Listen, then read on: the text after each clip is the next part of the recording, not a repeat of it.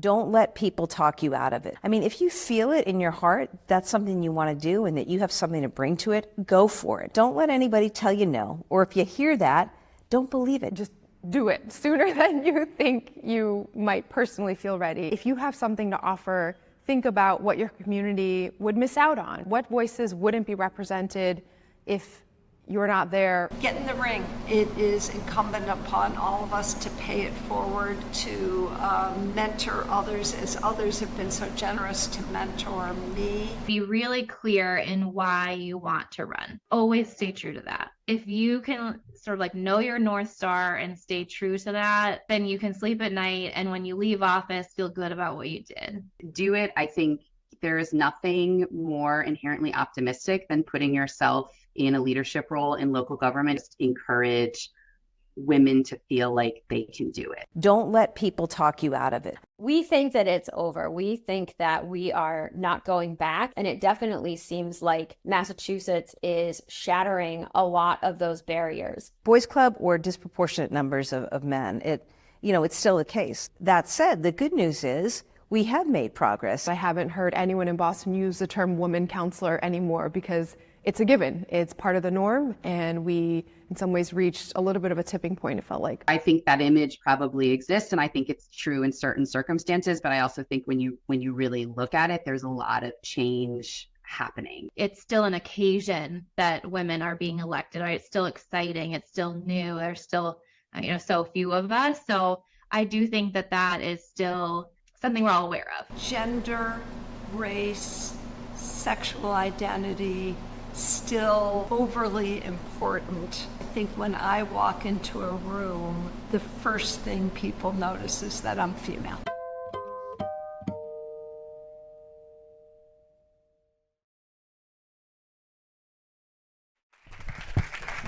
Hi, welcome. Good evening, everyone. Thanks for coming to our panel. I'm Alexi Cohan. I'm a politics producer. I produce these videos in addition to the larger Women in Politics project, and I'm also the lead producer on Politics IRL, a video series that centers Gen Z voters. I'm here to read our land acknowledgement for this evening. GBH honors the Massachusetts, Wampanoag, and Nipmuc peoples, whose ancestral lands provide the foundation for GBH Massachusetts studios, bureaus, and transmitters.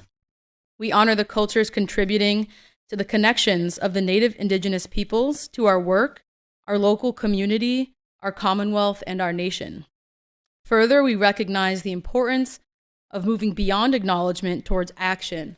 We commit to learning from, including, and elevating Native Indigenous peoples' perspectives, voices, and languages locally and nationally through our public media mission. I would like to first introduce to our program Kat Klein. Kat is the executive director of the Massachusetts Women's Political Caucus. Previously, Kat served as the associate director of the MWPC and on campaigns across Massachusetts. She currently serves on the boards of Mass Now, the National Women's Political Caucus, and the Orchestra Book Club. Thank you, Kat.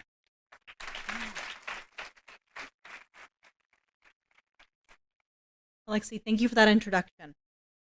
I'm thrilled to be here in the Yawkey Theater with our friends at GBH and the GBH Forum Network. This marks our 4th collaboration over the past 3 years, and thank you all for continuing to participate in these meaningful conversations. The Massachusetts Women's Political Caucus was founded in 1971 with the mission to increase the number of women in elected office, appointed public policy positions, and in public life generally.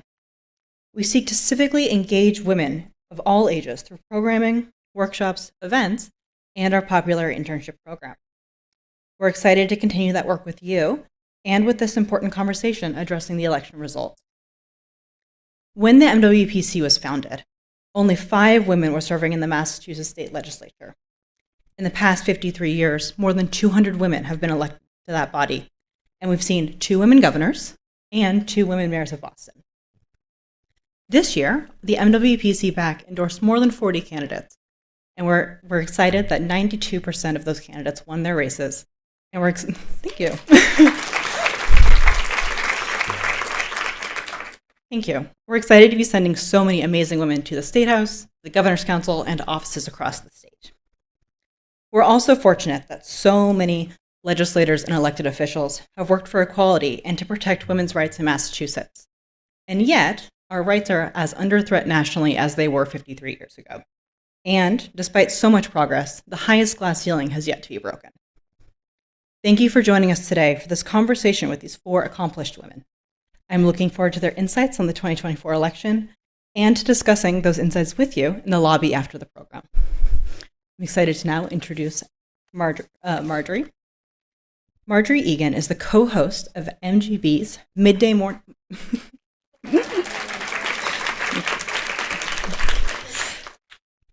Marjorie Egan is the co-host of MGB's midday program at Boston Public Radio. She has worked with co-host Jim Braude for 25 years, first doing a TV show together at NECN, then a radio show at WTKK. You can see the show each Tuesday, Wednesday, and Friday at the GBH studio in the Boston Public Library in Copley Square. Thank you, Marjorie. I'm here to introduce our moderator tonight, Azita Ghahramani. Azita says she has the absolute best job in journalism, and she leads up an extraordinarily talented political team: Adam Riley, Katie Lannon, Saraya Wintersmith, and Alexi Cohan, who did all those great videos of the women you just saw on the screen. I would say it's a veritable estrogen surge around here in Massachusetts. Azita is also a veteran, some would say a survivor, of my radio partner Jim Braude's boot camp, having produced Greater Boston for him for 15 years. Before coming to GBH, Azita was a very, very big gun at WBZ TV's Powerhouse newsroom, and all of this is why everyone in the Boston journalism world knows and respects Azita's news judgment, and no one recognizes a good story or gets local politics better than Azita Ghahramani. Take it away, Azita. Thank you. Really, I'm honored that you introduced me, Marjorie, because the only people who have more star power in this room than Marjorie are the panelists we have here tonight. So I'm gonna introduce them, starting with Jane Swift, who is the president of Education at Work, which is the premier work-based learning nonprofit serving higher education in this country. Jane Swift has served in leadership roles in public, private, political, and nonprofit sectors for over 3 decades.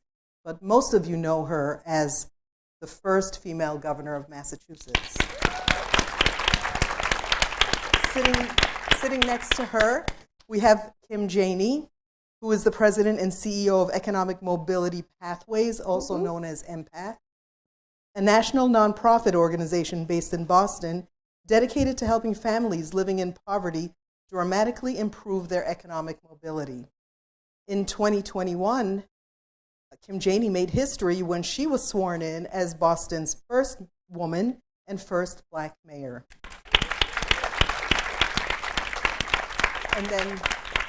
And sitting next to Mayor Janey, Sonia Chang Díaz is the first Latina and first Asian American elected to the Massachusetts State Senate, where she served for 14 years, and during that time, she wrote, championed, and won landmark education funding reforms to provide $1.5 billion annually in new aid to K-12 districts across the state. So thank you for that. There are many parents, I'm sure, who thank you for that. It really is an honor to be with 3 women who have basically been able to crash a glass ceiling and to be the first in momentous jobs that you've had. So I want to just, as we discuss tonight, I want to start with November 6th. You wake up, you look at the map, it's pretty red. And I want to get your initial feelings and your initial reaction. And now 15 days later, I'd like to hear how you've processed the initial reaction and where you are now.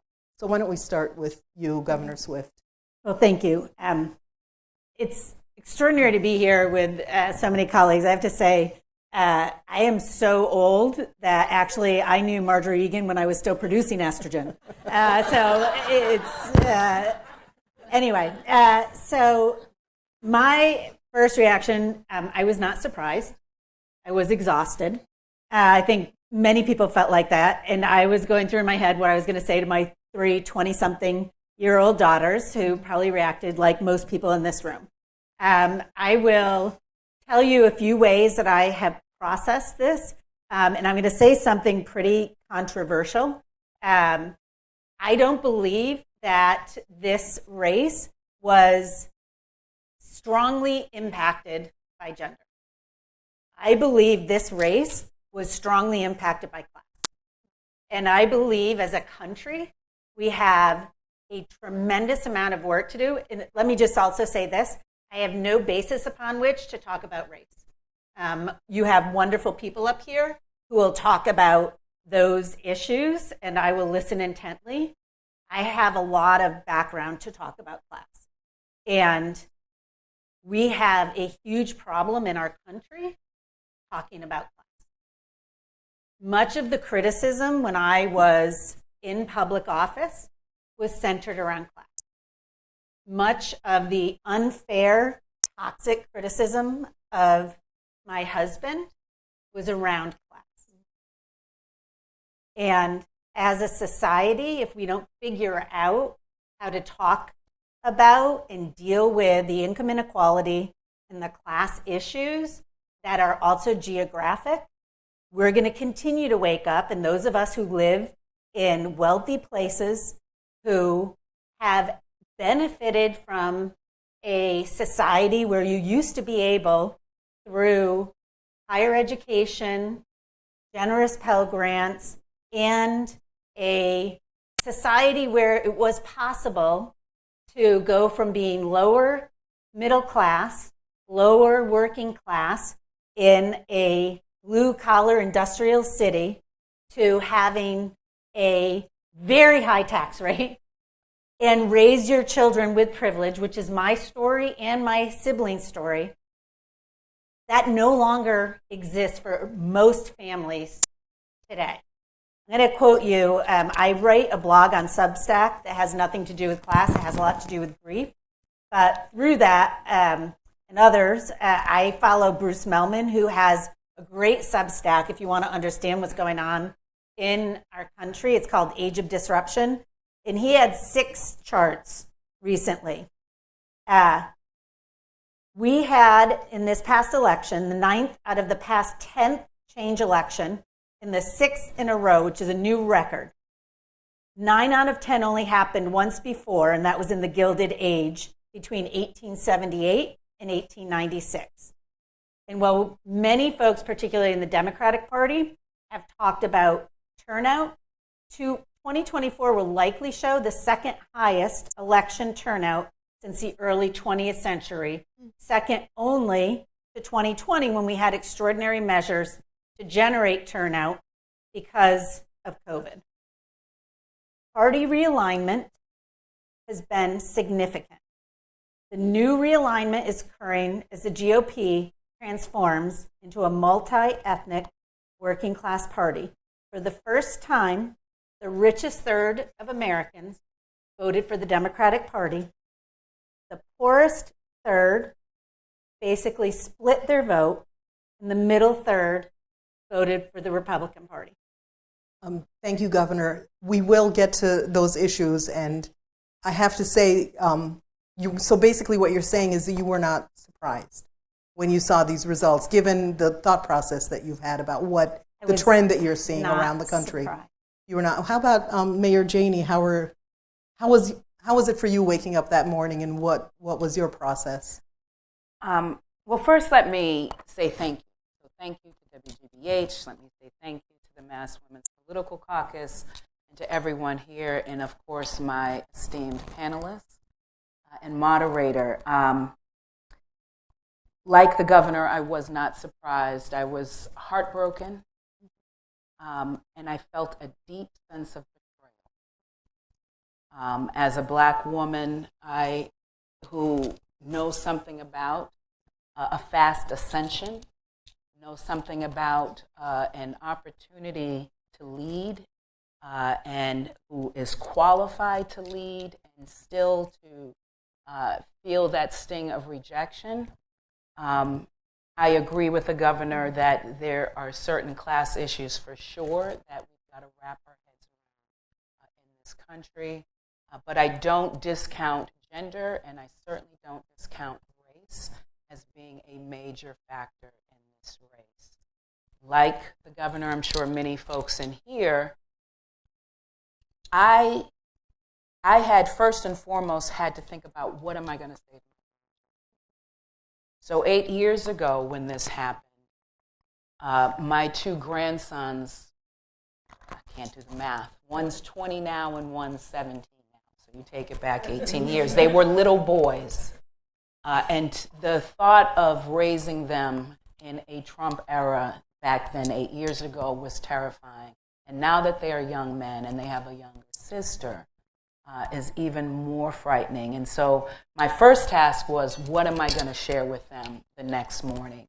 And how do I help reassure them about their future and their place in their own homeland, their own country? And then, of course, I have to face my staff and reassure my staff as well as our participants. Our participants at Empath, the families that we work with at Empath, are scared of what this means for them. We have a large immigrant population in our care, and folks are scared. So for me, there was no time for a pity party. I know folks want to pull out blue bracelets and pink pussy hats. I don't want any part of it. You guys go do your march in January. I won't be there. I don't have time for any of that. I've got to do the real work of making sure that we are focused on all the things that mattered prior to November 5th. Those things matter even more now. And so I don't have time to wallow. I had to put on my big girl panties and keep pushing forward. But what is the surprise there? Because that is what Black women have to do all the time. And I'm exhausted. Understandable. And it does seem as if this round, it might be different. We'll have to see how it plays out. But I'm certainly not seeing the same kind of mobilization in terms of people wanting to take to the streets. So perhaps other people are feeling what you just expressed, that, you know, the mobilization isn't enough. Maybe there's other ways for groups that are affected to move forward. Senator Chang Díaz, what was your response when you woke up that morning, and how is it now? Well, first, like my fellow panelists before me, I want to thank GBH and you, Azita, and your production team. Like, it is so good to be with the sisterhood in this time. And can I just point out the predominance of women in this audience? We're so grateful that you're here. And we're grateful to the men who are here, too. Thank you. Yeah. You're in the sisterhood, too. So, like the governor and the mayor, I'm sad to report that I was not surprised. But I will say I had surprise maybe 2 weeks prior to Election Day. And I had a moment, and I wish I could pinpoint it, like what it was that I saw in the news that day, and I can't remember. But it was some, news coverage of a Trump rally the day before, or, over the last week or so, and just sort of noting the pattern of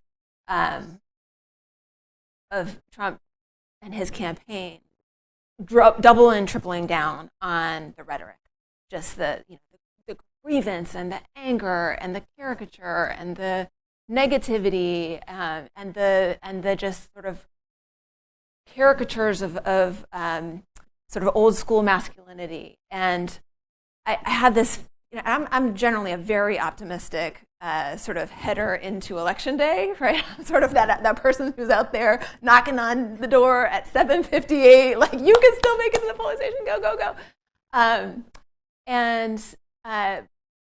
But I had this sort of sinking feeling, thinking about that trend that the news was pointing out that day, and thinking, for all of my many disagreements and many reasons for void of respect for Mr. Trump, he does have this sort of terrible genius of having a finger on the pulse of something going on culturally at any given moment. And I had this sense of, like, he sees something that I haven't seen up until now, and that I still don't get.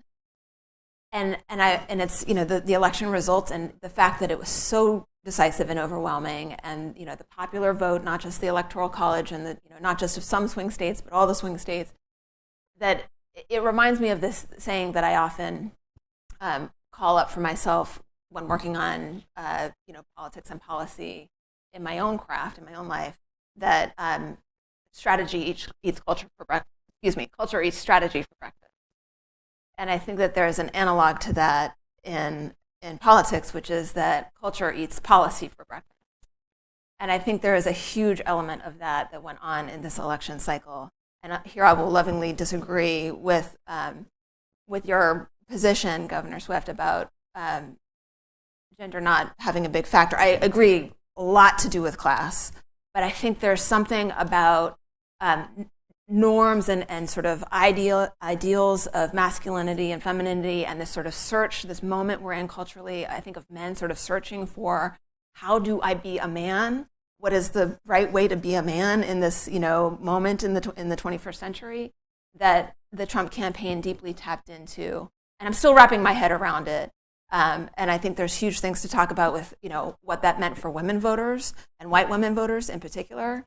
But I think it was so much about culture. Can I follow up on that? Because I will say that was the thing I was wrong about. So I famously was on a call with the Bush Institute. I serve on their board, and was parroting what I was hearing, that there was going to be an historic gender gap. Mm-hmm. Because I was listening to my daughters, right, who were caring deeply about these issues, and I heard the Iowa poll.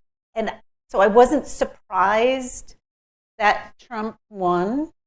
But I thought, right, gender and gender issues would matter more, and that what folks were predicting, right, which would have played out, and there would be this huge, but the data around, and which is what I get drives your disappointment, right? The data, there was not an historic gender gap. Mm-hmm. Here's the interesting thing about gender issues. I think we do ourselves a disservice to assume that women care about reproductive care and men care about money. That couldn't be the furthest thing from the truth. The economy, how folks are doing, is probably the number one women's issues. The number of women who are heading their own households, who have to manage budgets and all of that. So you...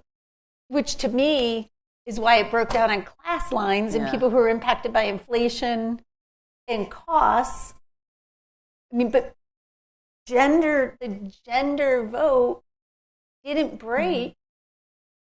It's fascinating. So black women, let's be real clear. Black women, 85% went for Harris. We did our job, people. We did our job. Less than 15% went for Trump. Which is why I said I don't purport to speak about race. Yeah. Right? But that's a gender. Black women in particular. But now, black men. Black people, 83% went for Harris, including black men. But while he might have pulled some black men away, let's be real clear, the vast majority of black men went for Harris, too. Latino men. Well, look, yes. We shouldn't look at you. We shouldn't all turn to you like that's your fault. Right. I'm just talking data. Azita, you're never going to get a word in answer. Sorry. This is perfect for me. Thank you. No, but I did want to say, because I did want to ask you, do you think it was a mistake? The conventional wisdom was that Hillary Clinton ran on being a woman, the first woman. Kamala Harris avoided that. She didn't bring it up. However, because abortion rights were such a big part of her campaign, wasn't that almost a proxy way of running on women's issues? And was that a mistake on the Harris's campaign part to run on that more than, say, the economy? Because going back to what you're saying. I'll just say this. I think Vice President Kamala did an exceptional job in 107 days to run an incredible race. And so I don't want to sit here and point fingers about what she could have done better. I actually have a very strong feeling on that too. There is a lot of research, and this is a little self-serving, but when you're the number two, you own all the issues and mistakes of number one and none of the credit. Yep. And frankly, I think there's a lot to be studied. President Biden won very narrowly, I think, based on his record of running as a moderate, of governing early in his career, more toward the center. He beat in the primary a lot of more liberal candidates. And I realize in Massachusetts this is controversial. But in Pennsylvania, in Ohio, the place where there was supposed to be a blue wall, this is not controversial. Senator Fetterman, that was my eye-opening, when Senator Fetterman in Pennsylvania was saying, you're in trouble, you're in trouble, you're in trouble, in President Biden's home base. President Biden then governed, I'm sorry, like Senator Warren. And Don't be sorry, that was good. Yep. It's fine in Massachusetts, and but it was not fine in Pennsylvania. It was not fine. You lost a Senate seat in Pennsylvania. You lost a Senate seat to a not very strong candidate. I'm sorry, in Pennsylvania. So, Vice President Harris wore all of that and didn't have an entire campaign. And frankly, there were 2 ads. So I spend a lot of time in Philadelphia now. I do not live in Philadelphia. I do have a friend in Philadelphia, and I spend a lot of time watching Philadelphia TV, mostly because this is also controversial. The Philadelphia airport is actually better than Logan Airport. I'm sorry, but it actually is. It just is. To get in and out of, not food-wise. I still prefer legal seafood. But there was an ad run over and over when Vice President Harris was on The View and said she would do nothing different than and it ran incessantly. And then there were the 2 men of color talking about the spending on transgender surgery. And I will tell you, that issue cut on so many ways for people in prison. It was both a fiscal issue and, I believe, an issue around values. But I actually think it was more, I tried to explain to my daughters, they were having none of it. When I ran in 1990, I used to talk about the clock in the State House. Not because if you didn't spend money on that clock, it would have solved our budget crisis. People do not understand trillions of dollars. People understand $75,000. People understand that when I cannot buy a carton of eggs, but you will spend money on a prisoner for a surgery that they don't see as life-saving, that causes them to say, what are your priorities? And those 2 ads, I believe, which were played over and over and over. And the first was her running to the left in a primary before, but the second was her owning Biden's record. And I agree. And she didn't have time in a short campaign. And I think this is what we do to women, by the way, is we are brutal to women when they lose an election. And, so basically, she had to carry the Biden burden, as you said. And I would like, it's not often we get to hear from people who've had the life experiences you've had. And I was wondering, you, Mayor Janey, talked about being qualified to lead. And I was thinking how you led the city during COVID, the pandemic, and Governor Swift, you led the state during 9/11 when we had terrorists leaving from Logan Airport, and it impacted our state very directly. And from all 3 of you, I would like to get a perspective on, first, the issue of leading through crisis, which seems to be an issue that women often have to overcome, a perception they have to overcome, despite the fact that you were able to show quite adeptly that it's possible for women to do these things.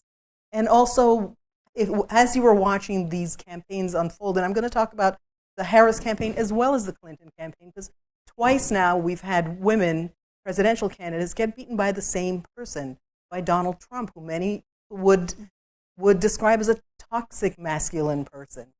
So I'm curious to know how you saw, watching these campaigns unfold, were there any personal observances you had about how you were treated while you were in office doing the work that you did, and saw those manifested in the campaign? Absolutely. I think you see all the time the way that sexism and racism can show up when you're a female candidate or someone who is in public office leading or not in public office leading. Malcolm X has that famous quote that many people lifted up once again here, that Black women are the most disrespected people in America. They are the most unprotected people in America and the most neglected people in America. And I think that certainly still rings true. On a positive note, I will say my personal experience coming into office, when I first ran for office and joined the Boston City Council, it was an historic race. One, personally, I was the first woman to lead and represent my district, but more than that, it was the first time we ever had 6 women on the Boston City Council. It was a huge, big deal. The next election cycle we took over, we had a majority women council. And so that was very special. When I ascended to the mayor's office, I was surrounded by other Black women mayors. There were 8 of us at the time. And then St. Louis made us 9, probably half that number. Sadly, San Francisco, race 2 weeks ago. Keisha's not in Atlanta anymore. Lori's not in Chicago anymore. And so what does this mean for women? I know we opened up with those wonderful local women mayors here in Massachusetts, and that's lovely to see. But I'm really worried about this pattern of seeing capable women lead, particularly during very difficult times, as you point out, and still there seems to be this disconnect or this lack of confidence that the public might have in their leadership. And you see all the ways, even now with Mayor Wu, the way folks go at her. You see it all the time. It's really disappointing. All of that being said, any person in this audience who has the heart to lead, who wants to serve their community, I certainly would encourage you to do so. You will have a unique set of challenges that perhaps men don't have to experience, but it's certainly possible. And I happen to love the way. I think there is something unique and special about the way women lead. And I think if we can get more national women leaders, we'll see less war. I think women are willing to sit down, negotiate, work things out in a different kind of way. Better managed budgets. Exactly, manage budgets, all of this. So I try to stay hopeful, as difficult as these times seem right now. I have a 10-year-old granddaughter, and I want her to be able to see herself reflected in society at the highest office of our land and all throughout. I hope she sees that in her lifetime. I never thought I would ever see it in my lifetime, even back in 2008. So when Barack did it. So I hope we can do it again, and I hope we have a woman in our corner office someday. Governor, was there anything I'm thinking about the experiences you've had? You have all the stories. What does come to mind? Sure. What does come to mind is Bill Clinton recently said that he thinks it's more likely for a Republican woman to ascend to the presidency, to be able to become president of the United States, than a Democrat woman. As a Republican on this panel, I'm curious to know if you think that these. What do you think of it? I have a friend in Philadelphia. He was at a party last weekend. I was not there. And he called me. I was home taking care of my farm. And he called me afterwards and he said, I met a guy. He said he knows you. And he messed up the name, whatever. And I was like, I have no idea who that is. And then later he said, actually, he doesn't know you, but he knew of you because he's from Massachusetts. And he remembered the helicopter. Which some of you think is funny. I don't find it funny, actually. I never found it funny. Because Governor Dukakis's wife took the helicopter to the Berkshires almost every weekend because her father conducted at Tanglewood. Deval Patrick lives in the Berkshires and took the helicopter many weekends. Most of you never knew that. So here's the thing. Can I just explain that, So, you know, I don't for think you those need who to don't? explain. Okay. Because almost everybody Yeah. knows. Okay. Right? I think there are probably a lot of young women. The in young there who people young people don't. And They it's don't so know. powerful for So, people. Yeah. to Yes, Um, they don't know. I, 3 days before Thanksgiving, I was giving remarks at Logan Airport. The night before, my husband called me. My daughter had pneumonia. And I should have gone home. But I was so nervous because it had been such a big deal that I was pregnant. I was on 2020, where a Republican woman, national woman, said that I was representative of my generation's Vietnam. There would be those who would choose to serve, and then there would be those who would choose to shirk their duty, meaning women who would stay at home and raise their children, and then women like me who would choose to work. And almost every day during my pregnancy, I felt this tremendous weight because it was in the news all the time. This is before the internet. And any mistake I made, and we all make mistakes, there would be this is back when you would only print news stories, there would be a second day story at Mommy and Me little places, women who had a lot more money than my husband and I, who had the privilege, right, of not working, which was awesome. I have a lot of friends who didn't. And they would say, how does Jane Swift's inability to handle work and family make you feel? And by the way, anybody who's ever been a first-time mother knows none of us feel confident in any of our choices. I don't have a single friend who feels like they did it right every single day. Most of us ended up, by the way, my kids are amazing, and they were fine. But I was petrified to miss a day of work. And so rather than picking up and going home, I decided to go in the opposite direction to Logan Airport. My troopers decided to fly me from Logan Airport on a state helicopter back to the Berkshires. Their choice, not mine. I was nervous about it. I knew that it could become an issue. And it did.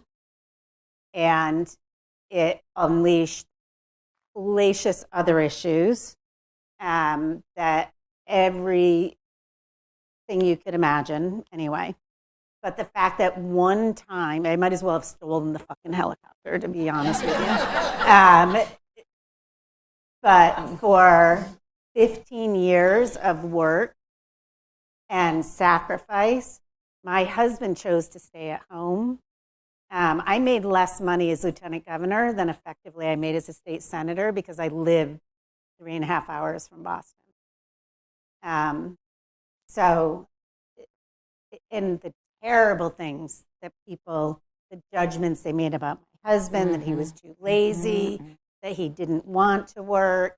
Like it was, and by the way, if you're a man who makes the decision to stay at home, which anybody who's a mother who's ever stayed at home, it is not easy. And to have society question whether you're lazy, unemployable. Luckily, we did not get divorced, and we had a wonderful marriage.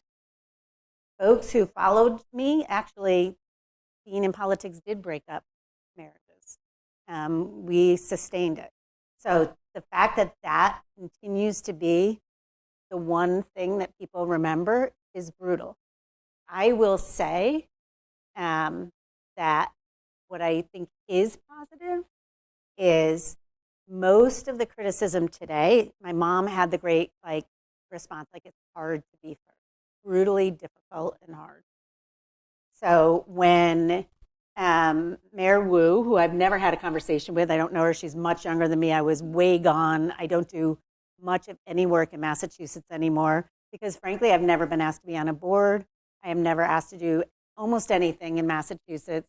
I have far more recognition outside of Massachusetts than I ever get to this day in the state. except for by this governor who calls me, who I talk to and will give advice, and lieutenant governor.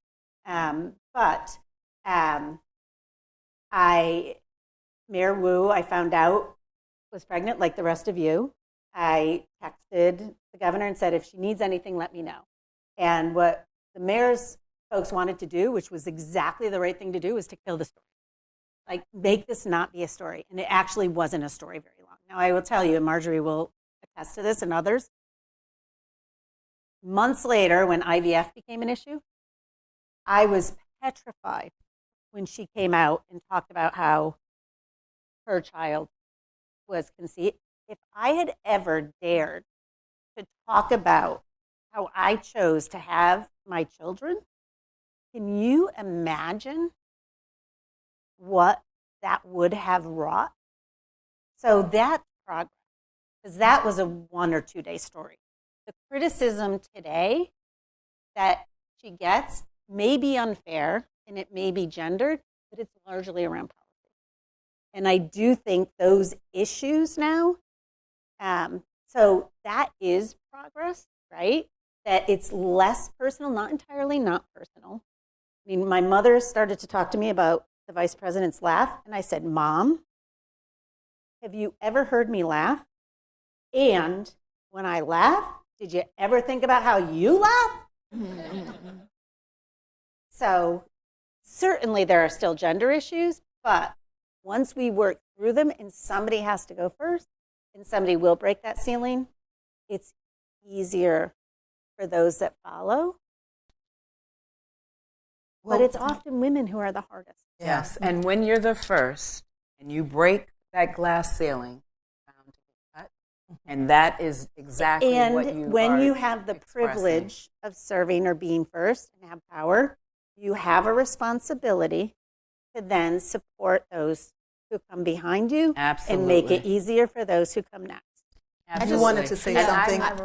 You reached out to me. I do remember that. I want to also say, on a personal level, I was a 20-something just in my first job in government as a legislative aide when you were governor, and I can feel it with such pain and poignancy how much it must sting still to have the helicopter be the thing that people remember from your governorship. But I will tell you, and I want to say this on behalf of Bay Staters who don't thank you enough and who don't give you the reverence enough, that it was I cannot quantify how important it was for me as a young woman in politics to see you cut that path. So, and let me just say this.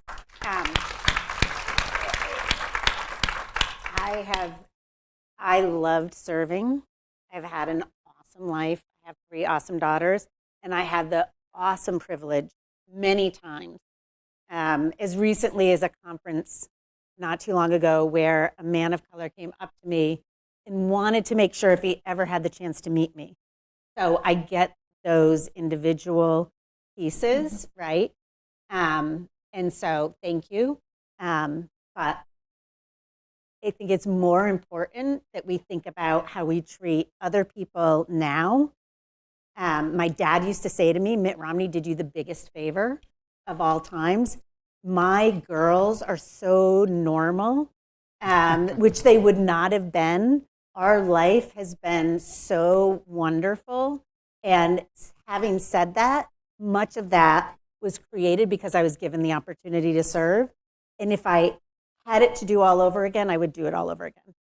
There are so many wonderful moments. Some of my best friends and colleagues to this day, 7 of my staff people spoke at my husband's funeral. So if you have the chance to serve, do not judge service by what you see publicly. It is such an honor and the best job in the world. Yeah. Thank you. Did you want to say I something? just want to also sort of give a chime in, I guess, on the sort of arc of progress. When I was in office in the Senate, I'm pretty sure I was the first person to ever nurse on the Senate floor.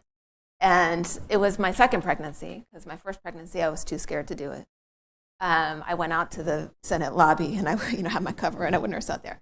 And by the second one, it was just sort of, F it, I'm going to do it, But there was, I think the first like big wake up call for me as a woman in the professions, that we really haven't made it as far as I thought we had, and as a feminist movement, was in my first pregnancy when my husband went to his employer. He worked in the tech sector at the time to talk about taking parental leave, because I was going to take the first few months and then he was going to take the second few months, and they gave him this like blank stare, like what, and I had to give him coaching at home about like, and it worked. But he had to, sort of not, sort of thinly veiled, like threaten to get the parental leave. And I got calls, right, and I think this is progress relative to what you experienced, Governor, for sure, right? I did not get the flaying in public, and my husband didn't either. But I got the call from a reporter asking me, what's your maternity leave plan? And I had to like take several minutes of deep breath before calling him back to answer that call and say, I'll answer that question when you call Councilor, I won't name them, but there was like a councilor and a state rep who overlapped in district with me at the time, who had just had young, new babies in the last year or so. And I didn't recall seeing a story about whether they were going to take parental leave and what their plan was. So I said, when you call them and ask them what their parental leave plan was, I'll answer the question. And he didn't end up running the story. So that's progress, Also, I will tell you, which nobody knows, but when I was in the Senate, there used to be no women's bathroom in the Senate lobby. Yeah. And we sponsored an amendment to the budget so that there would be both a female and a male bathroom, or it would be both genders, I don't remember, but so the senators could also use the bathroom without leaving to go vote. And then when I became lieutenant governor, we had I forget the name of Jim Hartman, I don't remember what his title was, but we gave away in negotiations with every union maternity and paternity leave and flex time. And there was in 1999, there was no formal maternity leave policy in the Commonwealth of Massachusetts for 65,000 state employees. So the reason why it's important for women to run is nobody was against it. Nobody just ever thought of it. And one of the notes I got about 10 years ago was from a guy who worked in the prison system, who, because of our flex time policy, was able to coach his kids all the way through. And he and his wife were able to work split shifts, which he would have never been able to do. And his kids were going off to college. And he found me on LinkedIn. And so those kinds of rewards of leadership in public or private, right? But those kinds of rewards of leadership and progress, which you never read about, are so, they're just important. And I do want to say this about you wake up the next morning and you're exhausted. And it was hard for me for a long time to find silver linings from grief. But anybody who's ever been, we all process it differently, so I won't speak for anybody else. But one of the things that you do realize, and there's lots of different kinds of grief, is when you have your darkest day, whether that's from being disappointed in your fellow person, bad things happening in your country, or losing part of yourself and experiencing a death, you think nothing good is ever going to happen again. And then good things do happen again. And good things happen again often because you start to do good things. And there's a lot of great research on this, and that doesn't mean it's fair, right? What happened to my husband was not fair. It wasn't fair to my daughters, right? And it still isn't fair. My first daughter is getting married. It's not fair that she has to walk down the aisle by herself. But you know what? Life isn't always fair. But we can make it better no matter who is president, right? There are things we can do, whether it's to run for office and have a women's bathroom, or nursing stations in the State House, or maternity leave policies and paternity leave policies for state employees. Whatever that is, or opening a food pantry for people, the work that you're doing, right? We all have the power in some way, and that doesn't make it right that a person who's president has done the things that he's done, but it does mean we can make there be better days ahead. And guess what, right? Like, if you've ever been a parent of infants, like, you know what you can do in your Absolutely. Can I just say, and I'm sure I'm speaking for other people in this room, I'm so touched at this bipartisan sisterhood that I'm seeing on the stage right now, and how the three of you are so supportive and reaching out to each other on issues that are extremely emotional. And it does seem to me there's a common thread about rewriting the narrative on women in leadership and women helping each other in that way in positions of leadership. I do want to run through some names because I think earlier on in the discussion there was a brief mention of Latino men. And, you know, there's been a narrative around the fact that Latino men may have been sexist and not wanted to vote in a female president.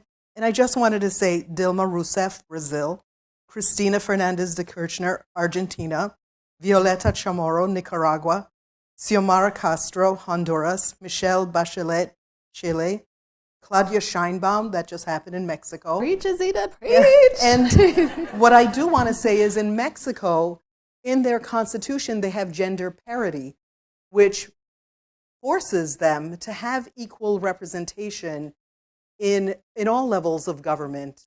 It's and you know, I mentioned the research that Alexi had done earlier. Alexi Cohen, who you met earlier, just did a big article about the rising power of women in Massachusetts politics. And while we did find that there are more women in office than there were, you know, a few years ago, we're still nowhere close to any kind of gender parity. So I'm thinking these Latin American, South American countries have managed to achieve this goal. Should the U.S. try to enforce some kind of, like how does the U.S. get there? Should there be some legal requirements for women representation? And what do you guys think of the way to get there, the path to get women? Because it is, like, as you said, it's important for women to be in office, to represent a lot of the issues that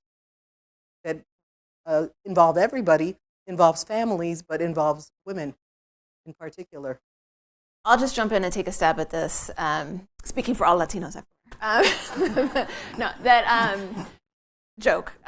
So, in truth, you know, I think certainly for me, like, I need a lot more deep dive case studies on those Latin American countries that have, in many cases, long before now, right, long before the United States, achieved female chief executives, to sort of pick apart, you know, why is it that Latin American countries have, in many cases, achieved that. I wouldn't go so far as to say that Latin American countries have achieved gender parity generally in government. Right. So still a lot of work to do there.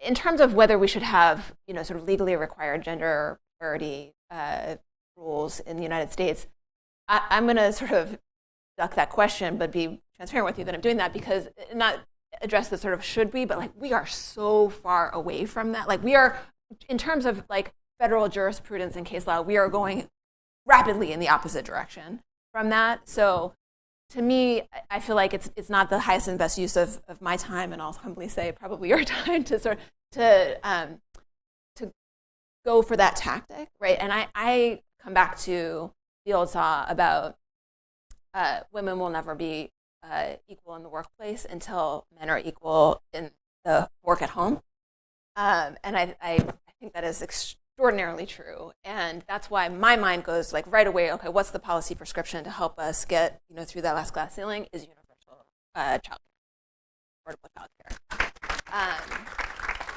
care, and paid parental leave, right? And those are the things that are going to start to change cultural mindsets about whose job it is to do the work of child rearing, and I think when men experience more of that. And, women, and this is the problem, I think, with feminism through the ages, right? This idea of the proximate other, right? That the sort of like people that we're competing to share power with are also our spouses, our brothers, our fathers, our close loved ones who are supposed to love us also. That they need, everyone in that equation has to have a mental mind, a paradigm shift in what it means to their identity in order for women to be able to achieve those equal seats at the table of power. Yep. I agree with everything the senator has said, and I would add, I think a better use of our time is to remove barriers for men elected. I agree with you. I don't think it's a good use to try to legislate it must be, but rather what are the things that prevent it in the first place? And I'm sure our sponsors here could tell you what some of those barriers are, and the work that they're doing is to help to remove those barriers. I got asked the question a lot as both city councilor and as mayor, oh, isn't this wonderful for little girls? Of course it's wonderful for little girls, but it was just important for little boys to see me lead this city. And that's what we've got to be doing. We've got to remove these barriers, and we've got to show boys and girls. This has to become normal for folks. And fortunately, I think at least some of our youngest children are growing up in a city where this is normal to see women in leadership. So to me, the question is, how do we remove these barriers and help more women run for office? Well, it brings me back to the very beginning of the conversation when you said the first thing you did when you woke up was talk to, I believe you said your grandsons? My grandkids, all of them. Yeah. Can you believe that? I right? found that. Yeah, no. This is what we're all thinking. On my birthday. No. But the fact that you mentioned sons in particular, I thought was interesting because I've heard a lot of conversations with girls and women about the presidency. And I don't think any of us said that we thought Latino men were. No. So it wasn't from you. I don't think. No. But, and I think back to something, and one of the things I said to my daughters is something that I've heard my priest say in a different context with. Is we need to try to have conversations with people who disagree with us to seek understanding, not persuasion, which is super, super hard to do. But I think lost art.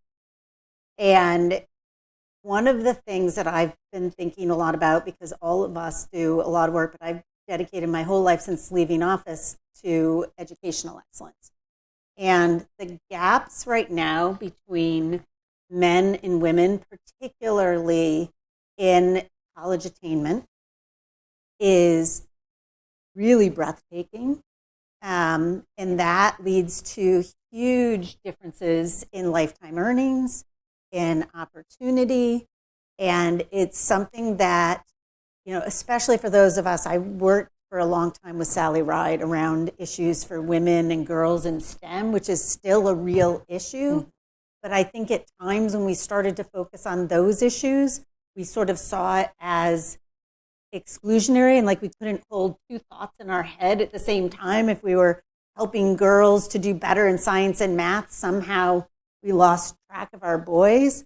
I serve as a Republican appointee, so there's a designated seats on the National Association of Governing Boards. There has to be one Democratic governor or former governor and one Republican governor. And I'll go to jail if I tell you about what the results that are coming out in January say. So I'm not going to. But many of you likely know that our National Assessment of Educational Progress, otherwise known as the Nation's Report Card, has shown significant declines that started before COVID that deepened after COVID. And we'll now see in January the first results that show the first set of results post-COVID. And I would just beg you all to pay attention. But we, in Massachusetts, not a surprise to me either. I'm going to be really controversial. I already said that Logan thing. But I served in 1993 on the conference committee that designed MCAS. Yep. And I came back to Massachusetts actually about 5 years ago to try to convince people in Massachusetts that we were losing the education innovation race. And frankly, 2 years ago, I gave up and went back to working nationally. I tried with others to not have us repeal MCAS, but frankly, we should have a decade ago looked at more innovative assessments, how to do competency-based assessments. Like, we have lost being at the forefront of how you assess learning. We have people who still defend a way to teach reading that was debunked 2 decades ago. And frankly, it's our wealthiest communities, right? And a lot of white women who just like the way that their kids sit in flowery places and their kids can all read. Like, we have a tragedy of literacy and numeracy, and it is worse for boys, and we better figure that out. So I think some of these issues that underlie what's going on then in a technology, AI-driven economy, where it still matters what you know and how educated you are, and it's much more fashionable to just beat up on people who lead colleges than to try to figure out how to fix it. And that message then has led to mostly people of lower incomes and a lot of men not going to college, which, listen, I have nothing against welders and plumbers that put me through college. But like, social and economic mobility has a lot to do with educational attainment. Absolutely, absolutely. So if you are fighting to send your own kids to college, don't tell my kid to be a welder. That's all I'm going to say. Agreed. I see Annie there with a microphone, and I just want to open up. I know that there are people who have questions. Did you have one? Are you saying you have a question? You're ready. All right. So is there a microphone on this side? I do want to be able to open up the floor for the questions in the audience. Okay. So I do agree it was an economic issue, and I understand that there were gender and race issues, right? But she was put into a situation where she was already going to lose. I mean, when I heard that Biden was going to step down, I let out a blood-curdling scream because I knew we had lost already. And I will say that the economic issue is that Trump did a brilliant job of co-opting the economic story. It's not about the cost of eggs. It's this, he's very good. He's a very good media person, and he co-opted this story, and he made it sound like the fundamentals of the economy are bad. They have never been better. I study economics, and when I see people who drive F-51 trucks, which are $100,000, complaining in the grocery store about the cost of eggs, I'm like, but listen, no. Are those the Tesla truck? Yeah, but this is what I need to say to you. Oh, it's a different truck. If you are well educated and living, but for young people today, yes, who are trying to start out, the cost of housing, not just, but especially here. So my daughters, without subsidy, could not afford an apartment in Boston. We need to deregulate zoning to do that. Like, one of my daughter got into grad school. She got into BC, and she got into Case Western, and she's in Cleveland. My daughter, who worked for the Red Sox for 3 years, went and lived with her sister in Cleveland because the apartment they live in, 2 bedrooms, 2 bath, is half what she would pay for a studio 100%. in Boston with no parking. We have got, and I know the governor is trying to address that issue, and it is, if you don't have a parent to help you right now when you're just starting out, which I didn't have when I was just starting out, like, we cannot, telling people the economy is good when their kids are not doing well and cannot do as well as they can is like spitting in the wind. It goes back to what you may be true, but I said think there originally. is There's an another- irony that we need to lift up and recognize about the folks driving $100,000 pickup trucks complaining about the cost of eggs. Right. But those folks voted for the Democrats. No. Just one more point. AOC overwhelmingly won her area, and a lot of people who voted for AOC voted for Trump. Exactly. Yeah. Right. And then one more point. The abortion argument should have been expanded. If you want to talk about men, losing bodily autonomy is not a female issue.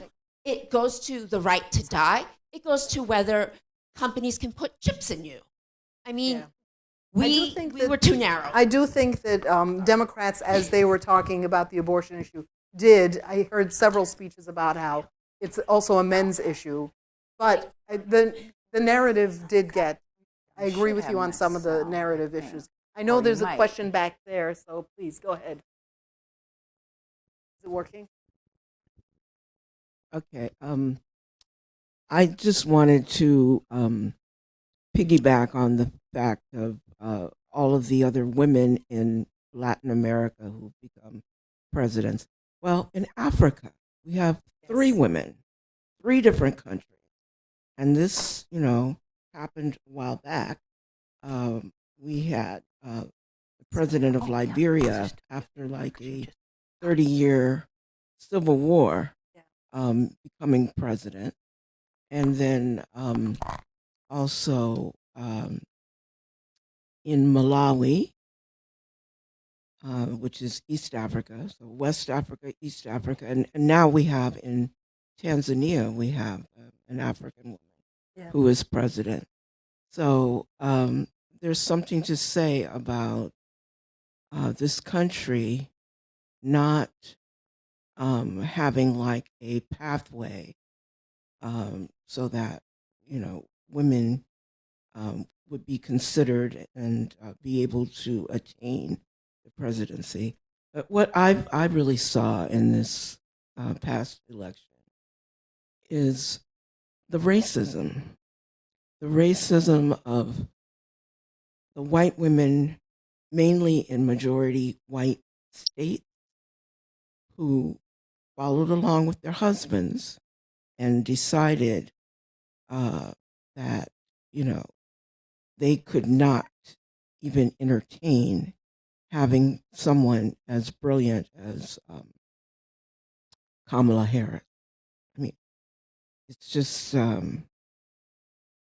it's really mind-boggling that, we still have this deep racism in this country. Thank you.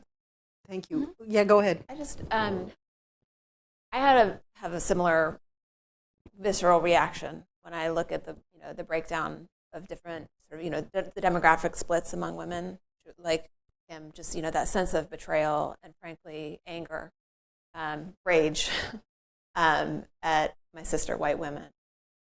But I'm trying to do this thing of, seeking understanding without judgment, for now at least.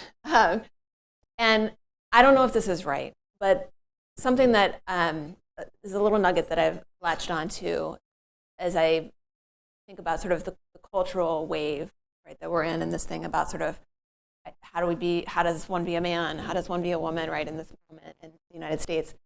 And I think maybe, my first instinct is similar. Like, you just went along with your husband, right? Like, you went along with your men. You prioritized their needs and their wishes and their identities over your sister's well-being in this country. But I think there is something in the sort of messaging that the Republican Party, and particularly J.D. Vance and his ilk, put forward around sort of what I find to be a very insincere sort of reverence for motherhood.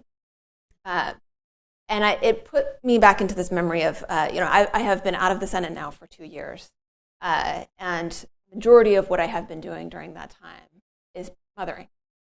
And many times I have been at, this, that, or the other sort of cocktail party or thing like that.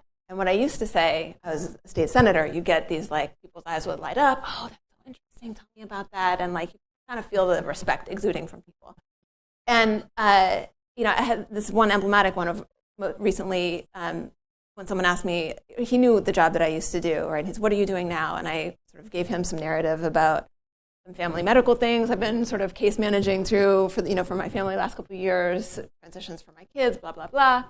And then we part ways as we're leaving the party, and he says, well, so nice to talk to you. Good luck in whatever you decide to do next. And I'm thinking in my head, I told you what I'm doing next, And it was like as though it was nothing.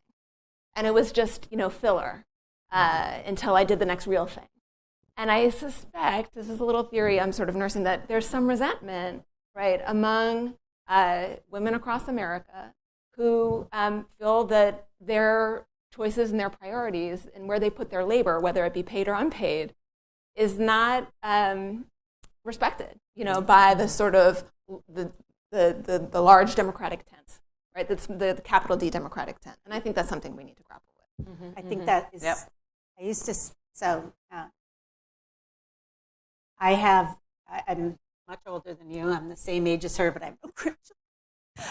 It's probably my own fault because I had my children later. But maybe soon because I have one getting married. Although it was a long time, but I did tell them actually I can't have children without being married. But let's try not to. But Catholic. Anyway, still me, not that. But that's just another issue. Anyway,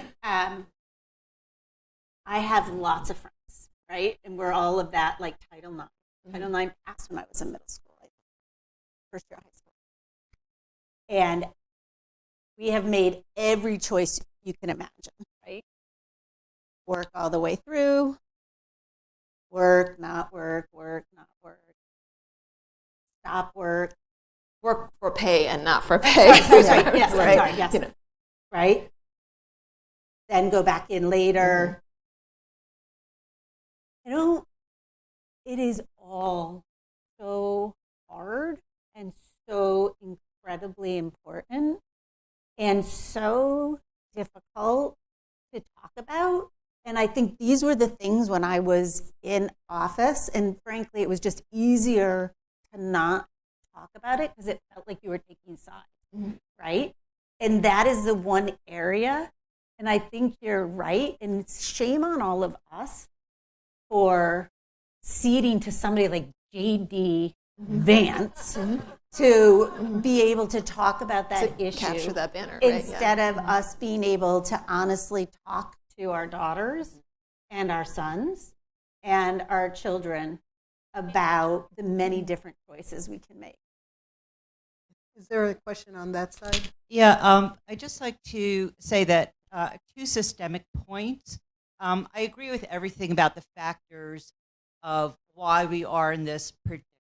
I do think that Harris suffered from gender bias, racial bias, and I think that the economy was definitely a drag. But I think in encapsulating all of that, there is a systemic story about narrative. And I think that the Democrats have really ceded the narrative to the Republicans. And I think we could discuss that a lot, but I think that is one very soul-searing issue that we need to grapple with about what is our narrative. And I think we've definitely lost control of that. And the other issue that you raised, Governor Swift, is about education. And I agree with you that one of the reasons why we do have some of our largest gender divide and our class divide is around education. But if you look systemically, and I agree with what you said about the MCAS and what we're doing, thank you, I appreciate that. But I think that if you look at us nationally, we have for decades been dunning public education. And that has been, no offense to you, a Republican agenda in many instances to try and dun our education and to take money out of our public education system and to make it back to this parental thing, which is really not the narrative about education. We should have standards for what we need our children to learn. And right now, I think we've ceded the issue on education, and we've definitely ceded the narrative. And I think that in both those issues, we need to get control of that. I don't know how we do that, but I think that those are 2 systemically critical issues in which we need to put our energy. Thank you. And I think there's one last question we're going to be able to ask. Unfortunately, we might be able to have more conversation afterwards. We do have. Yeah, someone has the mic. Just to begin, I agree, as you have said here, that it was mainly an economic issue that decided the election, but probably the first mistake that we made was to separate gender from economics and separate reproductive rights from economics. And I think that women know that. Women know that once you take away their reproductive rights, they are less in a position of less advantage in the economic sector, less advantage to produce wealth. In the economy, we are all losing wealth. So gender and reproductive rights was very related to economy. And if we were not able to make that connection, it was our fault, not Kamala Harris' fault. As you said, she did everything that she could and that she could not do. So the criticism does not go for her, goes for the Democratic Party, probably not being able to tie economy to everything else that we were talking about, to understand that there cannot be development without equality, without education, without reproductive rights, without women in the field. The other thing, just to finish, my daughter cried that night. And I am almost sure that for a lot of you guys, your daughters cried that night. It was the first time. I have a 24 years old, never seen her crying for any election, nor other kids. Probably this was the first time that we saw our girls sit down and cry. So yes, it was about gender. Well, let's hope that this doesn't dissuade other women to run, as the three of you were talking about, and that for the near future we have yet another female candidate for president. We're about to enter into the holiday season, and we started this with a December holiday with Festivus, where we aired our grievances. And since next week is Thanksgiving, I wanted to end it with something we're thankful for. So I'm just going to say quick thank yous first to the Massachusetts Women's Political Caucus, and to the Forum Network, to Annie Schreffler and Frederic Rigolo for all the hard work and everything that you all did to put this event together. And I especially want to thank the heartfelt sentiments that came from the panel tonight. So thank you so much for joining us. And I'll go to you guys to see if there are things you want to, and as we go into the lobby, feel free to talk to the person next to you. Find a stranger and tell them what you're thankful for. Go ahead. I am grateful for my daughters, and I am grateful for women who choose to serve.